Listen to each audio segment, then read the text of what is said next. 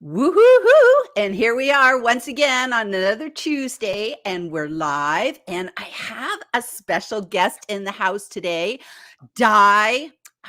I love your name. I think Princess Di, Lady Di. It's so wonderful. It's wonderful. So I have Di Jones here today, and we're going to talk about do do do do.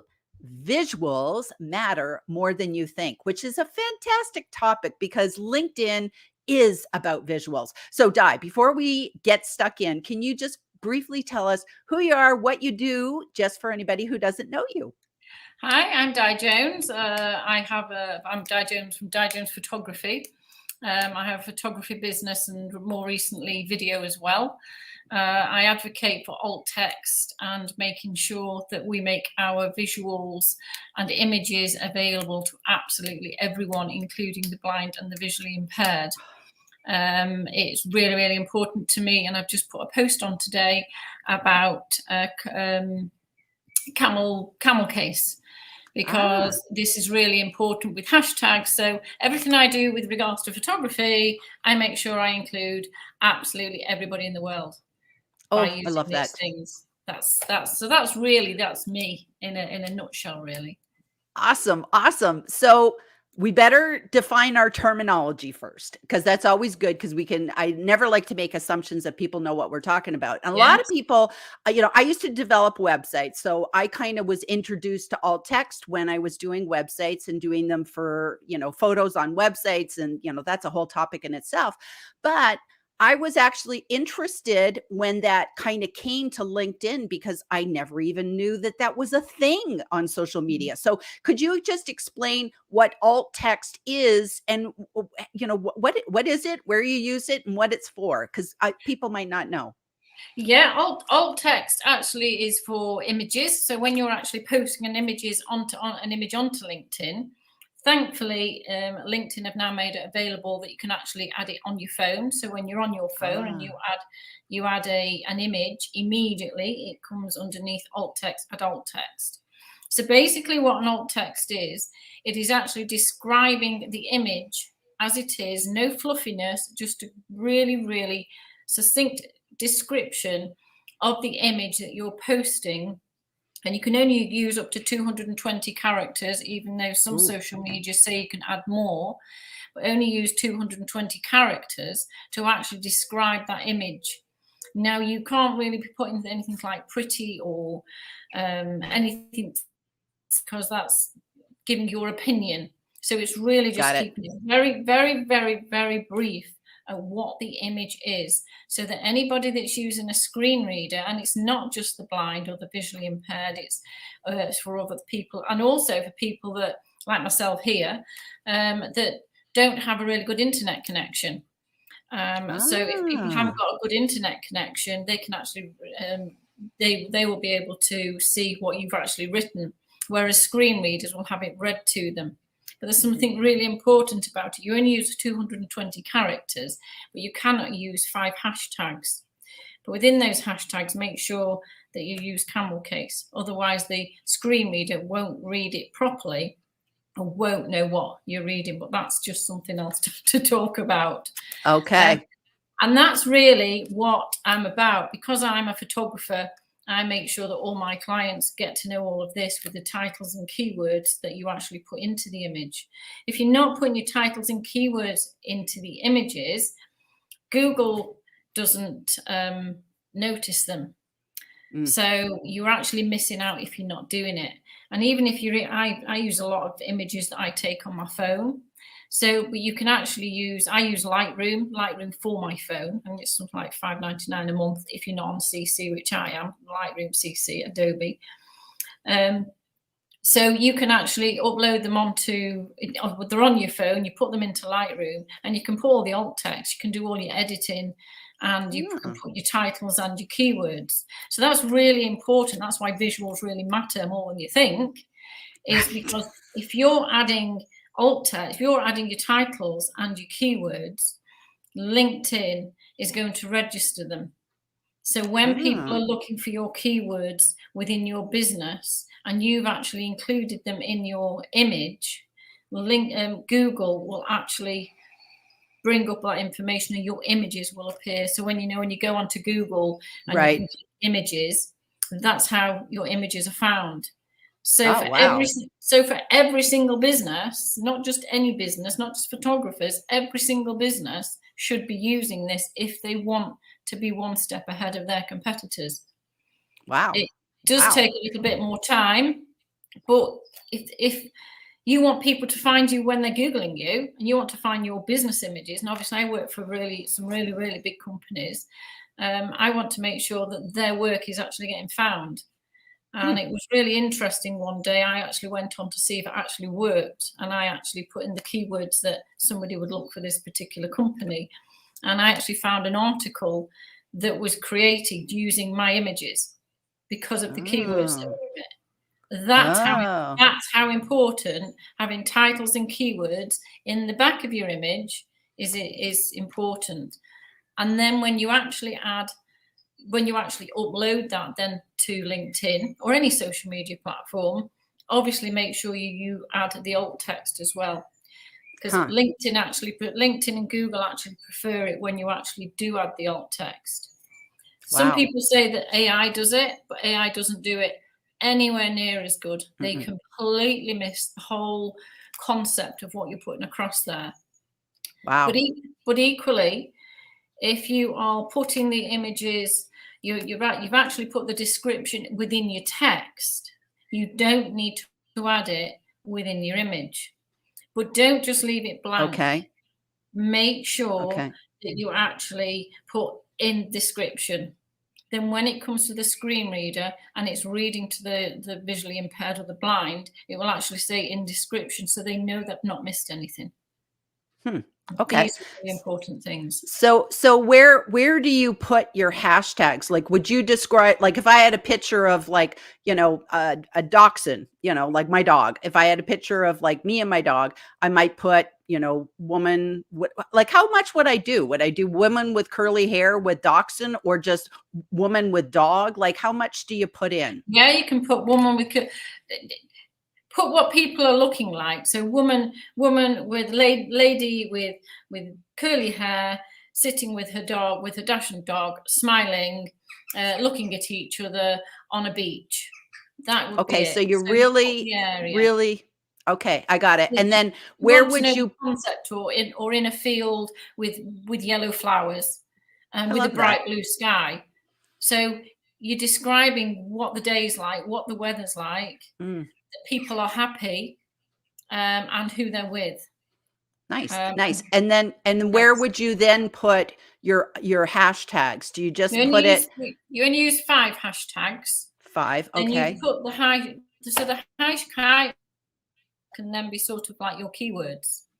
Okay. So the keywords would then be, you do hashtags, like for me, it would be hashtag. It would really depend what your actual image is trying to deliver and what sort of business it's trying to deliver. But then you would take that. For me, I photograph a lot of roadworks, so I could actually put highways, or I could actually put Highways England, or I could put motorway works and things like that. And then I actually always use hashtag Di Jones Photography. Because that's your sort of your branded hashtag that represents you. Yes. Okay. But then comes the camel case. So you have to make sure that every word you use, every word begins with a capital letter. Sort of like StreamYard, like up here in the top corner, capital S, capital Y. That's camel case. Yes. Got it. Because otherwise otherwise the screen readers won't know where it's defining the word. You can't define the word. And that can, based on what the phrase is, that can be really goofy. Absolutely, it can. Yeah. That's amazing. I actually have sat down and spoken to a chap who I actually do some work now for, and I'm actually volunteering for them for their Speed of Sight charity. So I actually sat down with Mike and I asked him all these questions of what really bugs him when he's listening on a screen reader. And of course, I've not even talked to you about emojis, but that's not about visuals. But it's really me making sure that the visuals, because otherwise they miss out. Mm. And of course, even if it's with regards to the hashtags and it's not read to them properly, it can be very, very distracting to them. Mm, mm. Yeah, And accessibility is important. I'm all about captions on yeah, videos, so I understand that whole yeah, thing of we want to make LinkedIn accessible to everybody. So this is really good. This is really good. So let me just ask you about images in general. Some of mhm, the things that here's one question that I have for you, because a lot of times I'm more of a desktop user. So mhm. I like to look at LinkedIn. I look at things on the news feed on my desktop. And every once in a while, I see people and like, I go, what were they thinking? Like the heads are cut off and weird things happen. And I'm wondering if you upload an image on your phone, is that is that maybe not optimizing sometimes your images for desktop? Like what's happening? Because there's a lot of like really bad images out there. It shouldn't really matter whether you're doing it from your phone or you're doing it from your or it's a professional image, or whether you're doing it straight onto the desktop. A lot of the time I use it, which is why I advocated to LinkedIn to actually let us put alt text in, because I use my phone a lot. And actually 70% of the 830 million people that use LinkedIn actually use their iPhone or It's their amazing. phone. Their phone. So they actually use their phone. So it was really important we added the alt text. But with regards to the images, it doesn't matter, and I advocate this all the time, it doesn't matter whether you've got a photograph that you've taken with your iPhone or it's a professional photograph. Every single photograph should be edited, because Mm. even on an iPhone or a phone or a mobile device, the phone doesn't pick up the shadows. So you can completely improve an image Mm. by cropping in, bringing out the shadows, and taking down the highlights. And it's so easy. And people don't do it, or it's skew with, or people have taken photographs of, and I see it all the time, architectural buildings, and the buildings are sort of like sliding away from you. Get it right. You can get it right in your editing process if you've not got it right when you're actually taking the image. But the most important thing comes down to taking the image. Mm. Take the time. Take your time in taking the image properly. There's lots of things on YouTube. I'm starting to actually teach people how to do it as well, and coming up with some videos myself. But there's so much on YouTube. Just go in and find how to take photographs with your iPhone if you don't know how to do it, because there's so much you can do when you're actually taking a photograph. But a really bad image can completely ruin the Yes. post, Yes, and and it can give especially your company a really, really bad reputation, especially if an image is really, really important to you. so And what about using, images that don't belong to you? Because a lot of times I'll see people, they'll post an image with their post, and it's got a watermark on it, and you're just like, "Okay, that's not your image. You shouldn't be yeah, doing that." no, no, I see a lot of people doing this. I've had a lot of my work stolen Mm. off LinkedIn. People take it and they use it and they trash it, and I'm very, very possessive about my images. I don't mind if somebody rings me and says, "Hey, love that image. Is it okay if you use it? Or yeah, if you give me a mention." I'm all for that. All they want, because you can download people's images and you can use them as a screen reader. I don't mind that. A screensaver, I don't mind that. But it's when people take an image and use it as their own business and don't tag you in and you find it, because I find them all the time. Right, right. It's against the law. You're breaking the law. You're stealing somebody's property. It's just like somebody would steal. Well, you wouldn't go into a shop and buy a bottle, take a bottle of wine. Say wine. I love wine. Take Me too. take a bottle of wine and walk out with it. It is exactly the same. You cannot be on a social media platform just because it's on social media. That doesn't mean you have the right to take it. It's not Right. your image, it's somebody else's image. And I'm very passionate about that. Yeah, As I am and with videos. yeah, Even and there's so many places you can get free high quality yeah, images that you yeah, don't need to do this, but you can't no. just go to Google and say, "Oh, I want a picture of a dachshund," and then, Mm, take it. It's like It's got to be Creative Commons. You know, there's so many different things, attributing the writer, or Yes, not the yes, writer, the photographer. You know, yes. these all matter, but especially if it's got a watermark on it that says like iStock photo or something. Mm. Hello, don't Hello. post that. Yeah, no, don't post it. Pay for it. That's why Yes, it's got iStock photo all the way over it, because they want you to pay for it. Because exactly. that belongs to a photographer who's actually taken that image. You know, Yes. as a photographer, you don't just go out and you snap and you take a pretty picture. But for me, I'm constantly taking photographs. But that means I'm out at 4 o'clock in the morning to get these really lovely images. I'm up at sunrise every single morning and I take these beautiful images. Well, if somebody's pinching it, they're having a right happy time lying in bed, and I'm going out taking a photograph and they're using my image to make their business look good. And it isn't good. Yes, And I agree. so just don't do it. But a lot of people don't know it. You know, I've got in touch with people who've taken my images and they've used them to present their business, or they haven't tagged me in. I mean, they've used it simply because they love it and they want to share it and they want to use it, but they haven't tagged me in. And they know, no, it's not just me; it's everybody. And what they don't understand is it's not their work. And it would be nice for them to just ask first. It's always polite to ask, isn't it? And just say where the image came from, who took it. And it's really no different than if you took somebody's blog post and posted that as your own. It's the same thing. It's exactly the same. Yeah. It's exactly the same. Exactly the same.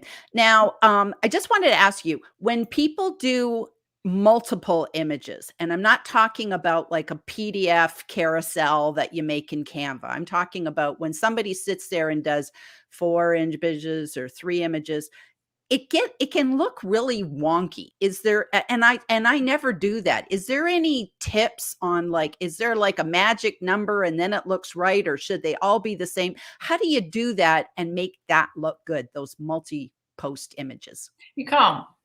Basically, that's the answer to that. You can't. Don't do it. No, it's something that really bugs me, because I can't. Sometimes if I want to just put 2 images, I can't put 2 images because it cuts the image off and people won't know what you're looking at. So don't do that unless people can see the image. So I normally, if I'm posting quite a few, I will post 9 or 5 so that the top 2 look right. So post an odd number. Okay, so that that's good to know. And you've got 3 underneath, but you can't post 2. Sometimes you can post 4 and get away with it. But I always post 9, either 5 or 9. Because it's just the way that LinkedIn pick it up, and it also depends on the size of the image that you've got. I mostly post 8 by 10 or 4 by 5 because it fills the screen, and that's what's creating me a lot of views since I've changed from doing the landscape and now doing the portrait 8 by 10. 8 by 10. And then so when you do those multiple images of 9, are you trying to take images that are all the same orientation? Like, you wouldn't want to have some that are, you know, landscape and portrait. Do you want to keep them all consistent? Is that true? Yeah, well, I certainly would, because it's easier for when people are actually clicking through. But you must make sure not everybody knows to click through. So you must make sure that you actually say, I normally say at the top, which image do you like the best? Please click through to see all the images. And then they can actually click through them. I mean, generally mine are all sunrise and sunsets anyway, so they're all pretty images and people want to click through and see them, because not everybody is up at stupid hour. But but that's what I do as a photographer. But yeah, and I think it's nice because if they actually click on them and they're all the same size, it's just easier on the eye than swapping sizes all the time. And it's again, your phone is a wonderful tool. Your phone does it all for you. You can go in and you don't even have to have an app to do that. It's just you go into your photos, and even if you've taken a landscape image, you can actually turn it to a portrait image. People don't know that. And you can actually do that with your videos as well. So if you've taken a landscape video and you want to turn it into, okay, you lose some of the footage, but as long as you photographed it right, you've videoed it right, you're not going to lose any information from it. So you can change them to square. The images, you can change them to square, landscape, 8x10, 10x8, anything you want, and it's really, really easy to do. And it's good to have a play around to see what works for you as well. I agree. I agree. So I see we have some comments. So let me hop over there. Okay. So we have Jeff Young in the house. It's the Gillian G and Diane Di show. Since I'm a visual learner, I'm looking forward to this. That's great. And I think that's actually a really good point, Di, that I think a lot of people are visual.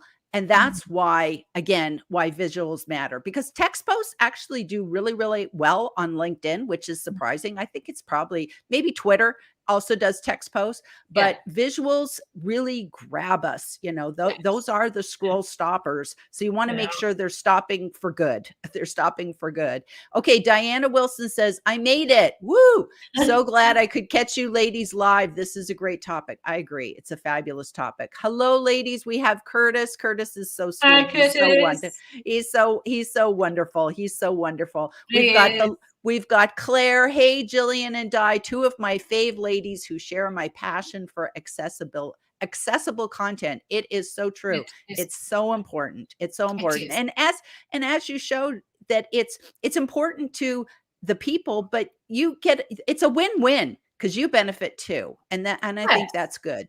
That's good. That's good. Sarah Clay, Di Jones, Gillian Whitney on one screen. Two amazing ladies. Spot on, Claire. It's great to see Di Jones in another accessibility maven. Now we're mavens. That's great. I love being a maven. It's telling the story of the picture. Yeah, that's a really and it's kind of like what you said, Di, that it's like you almost want to close your eyes and just, if you had to, okay, now I'm going to describe it. Maybe that's a good thing. Just close your eyes and just, they're happy. It's sunny. They're laughing, get some of the emotions in there. She's crying. She's sad. There's a difference between if I lost my dog or if I found my dog. How would we describe that picture? If you're happy with your dog or if you're sad with your dog, if you're out in the snow with your dog or you're out in the sunshine, if you're out in a field or you're out by a lake, look at what is in the image. I mean, it's not all about these pretty, obviously you've got businesses out there as well. If it's a pen and paper on a desk with a computer, let's say for accountants or office work, explain exactly what it is. And that is just the simple way to do it. And it's just really keeping it very, very simple, very, very easy, but just so these people don't miss out. There's just a million just blind and screen readers that use people that actually use the screen readers. If we're not using it, we're not doing them justice. I mean, there's so many companies out there, and I wrote about it today. There's so many companies out there that claim to be, diversity and inclusion, and yes, they are. But when it comes to posting on social media, where does it go? Take it to your marketing department, teach it. I know it's not always the business's fault, but sometimes the marketing departments don't know that that's what they've got to do. I mean, I've been into lots of different marketing departments. I actually teach LinkedIn sometimes if I know that clients need it. My professional photography clients need it, and it's all about if you want to get noticed, you've got to get to do it properly. If you say you do diversity and inclusion, and that's what your company values are, then you have to put it in. You've got to, set the standard and make sure that you are actually doing this within every single post that you put out there. And if you have staff, if you've got a big company and you've got lots of different people posting for you, a lot of your staff posting for you, make them aware of what is needed. But not only is it for them, but it's also for the business themselves. I mean, you see a lot of businesses who their staff go out and they take loads of photographs, and you think, oh no, they're representing the company. And it's so easy to get somebody in to teach them how to use their iPhone and invest in teaching your staff how to use a phone, to do your photographs properly, and how you want them putting on your social media, because you're representing, all these people are actually representing a company. So it goes way, way beyond just the people who are working on their own. It goes to the really big companies, and keeping your brand really tip top, because it's really, really important. And I kind of love your message, because your message is either learn to do it yourself right, or you go and get the people that will do it right. But do it right. Yes. That's the bottom line. You just do it right. Get the people in. If you want your marketing department to do it, get somebody in to teach your marketing department how to do it. Yes. And that is it. Yeah. Yes. Yes. Yes.